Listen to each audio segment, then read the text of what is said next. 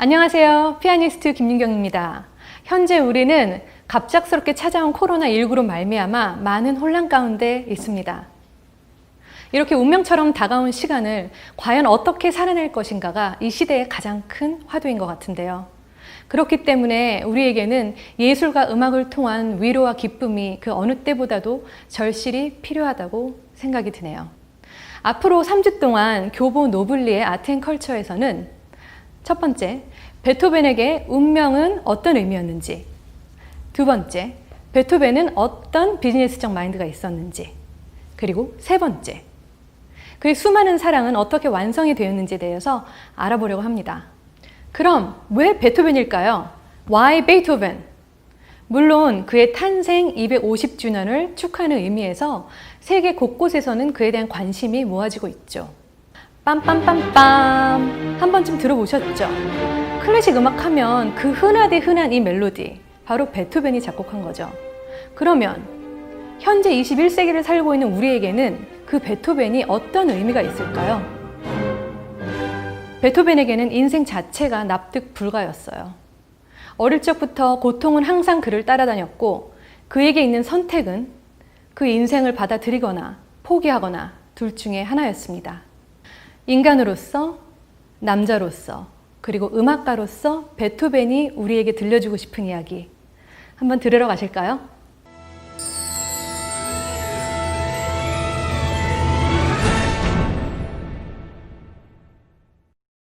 문제의 발단은 베토벤이 26살 때 시작되었어요. 그가 유럽 여행을 다녀와서 발친 티푸스를 앓았는데 이 병은 전염성은 없으나 15%의 사람들에게 청력상실, 의식불명, 반신불수의 후유증이 나타난다고 하더라고요. 그럼 그가 귀가 들리지 않는 상태에서 어떻게 작곡이 가능했을까요? 베토벤은 어릴 적부터 즉흥 연주에 능했어요.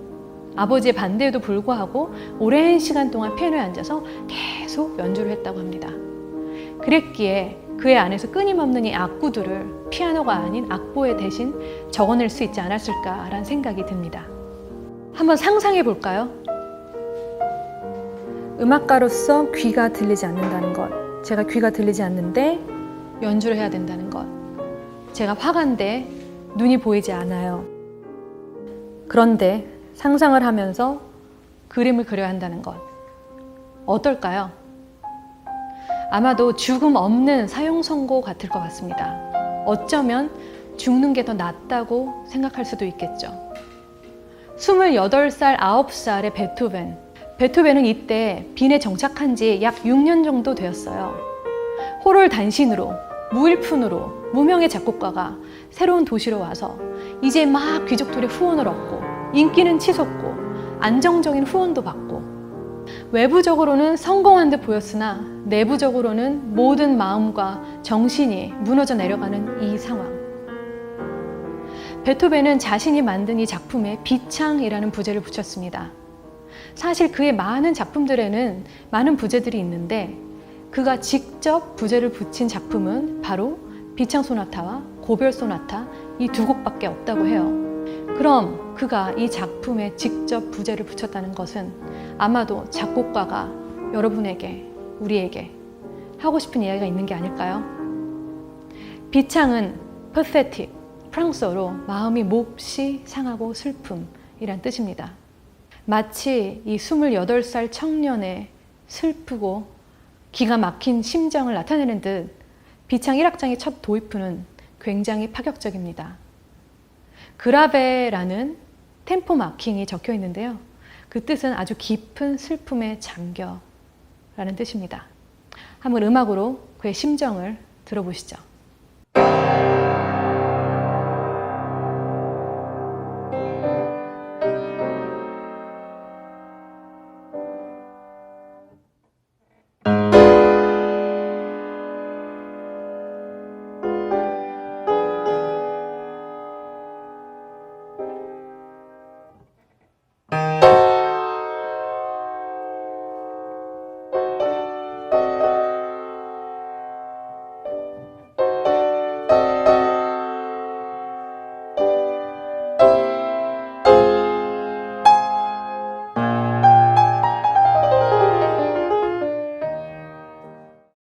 비창 소나타의 2악장은 상당히 따뜻하게 시작을 합니다. 마치 그가 우리에게 위로를 하듯, 혹은 위로를 받고 싶은 사람은 베토벤 그 자신이 아니었을까요? 어쩌면 행복했을 아름다운 추억을 상상했을 수도 있겠죠. 감상해 보시죠.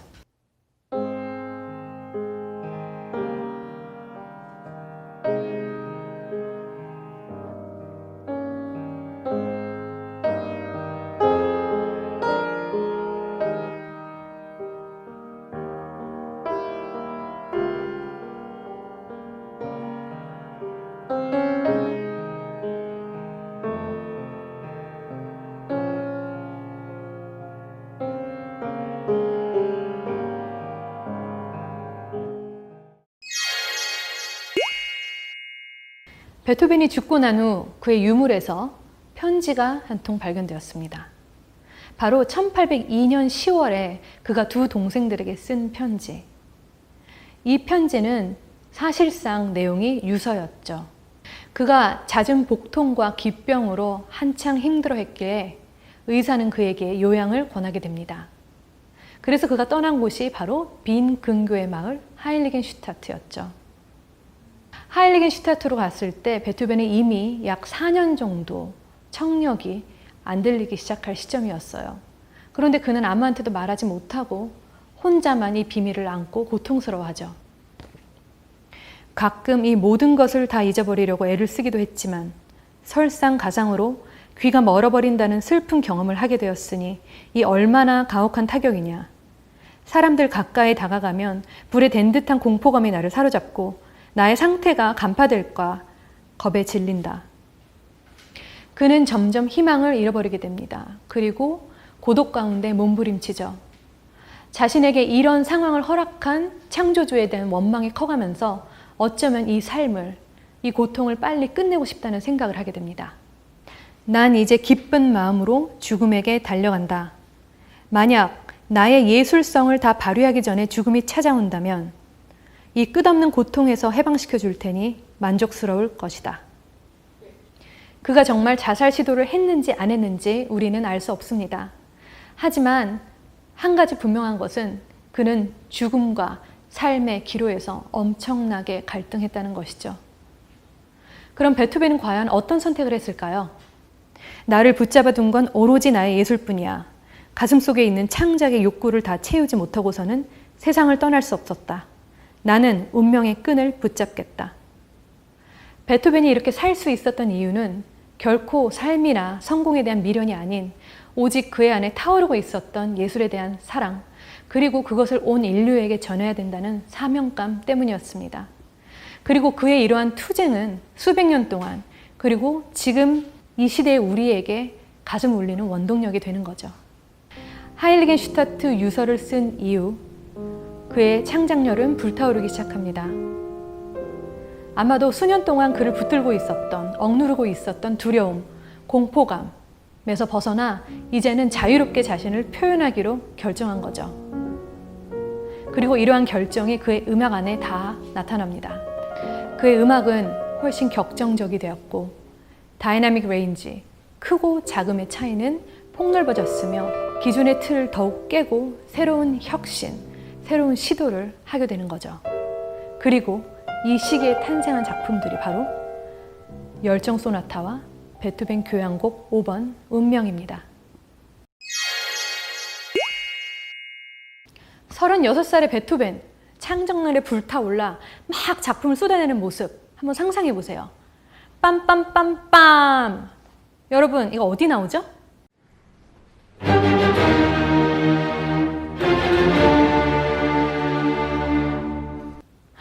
네, 운명교향곡의 주제잖아요. 그런데 이 열정 소나타가 작곡했을 때에는 운명교향곡은 아직 이 세상에 없었습니다.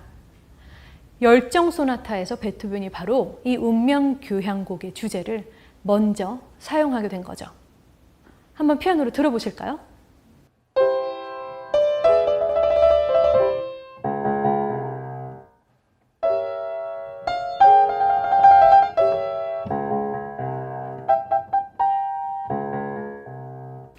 일 악장은 아주 고요하게 시작합니다. 평온한 상태의 고요함이 아닌 무엇인가 엄청나게 안 좋은 일이 닥칠 것 같은 그런 긴장감. 그렇게 시작을 했다가 갑작스럽게 무엇인가 난폭하게 몰아치면서 그 열정과 분노를 뿜어내기 시작하죠. 이 악장은 아주 평화롭게 시작을 합니다. 아, 이제 나는 이 고통의 문제에서 다 벗어났어. 하지만 과연 인간이 그렇게 고통의 문제를 쉽게 놓을 수 있을까요? 음악이 진행되면서 점점 음악은 불안해져 갑니다. 그리고 결국은 3악장에서 그 고통스러운 절규, 그 분노를 다시 뿜어내게 되죠. 음악으로 한번 감상해 보시죠.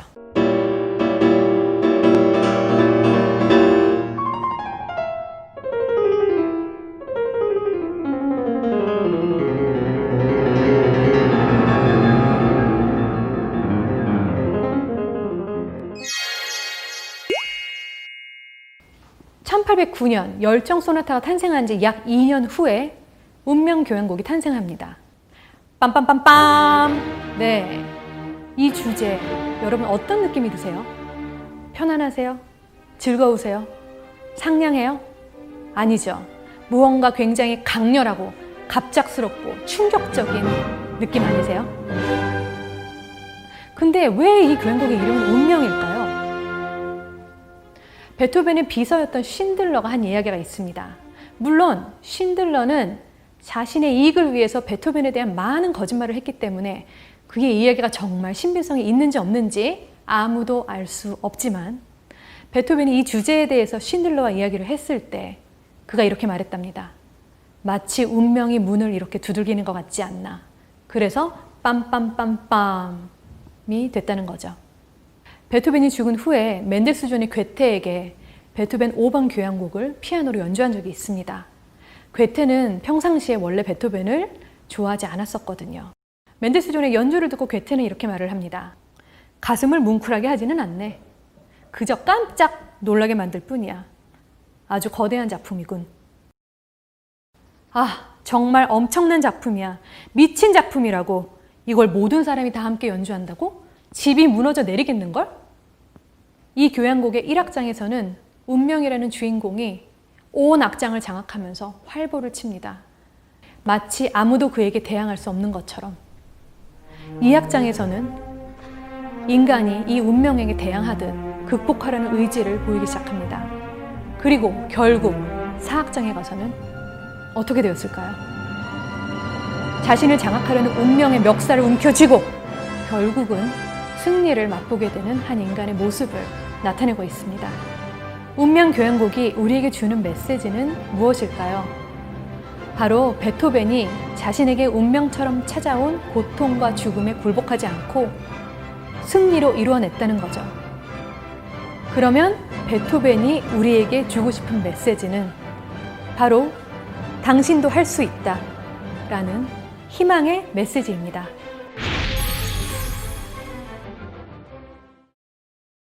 코로나19 사태로 말미암아 우리 모두에게는 어떻게 먹고 살까가 가장 큰 이슈입니다. 패러다임이 바뀌고 미래는 더욱 불확실해지고 이제는 한 가지의 일이 아닌 여러 가지 일을 하는 게 선택이 아닌 필수가 되어가는 상황이지요. 베토벤은 자신의 예술적 가치를 지키기 위해 경제적 자립을 한 첫 음악가였습니다. 첫 클래식 음악가 비즈니스맨 베토벤. 다음 영상에서 기대해 주세요.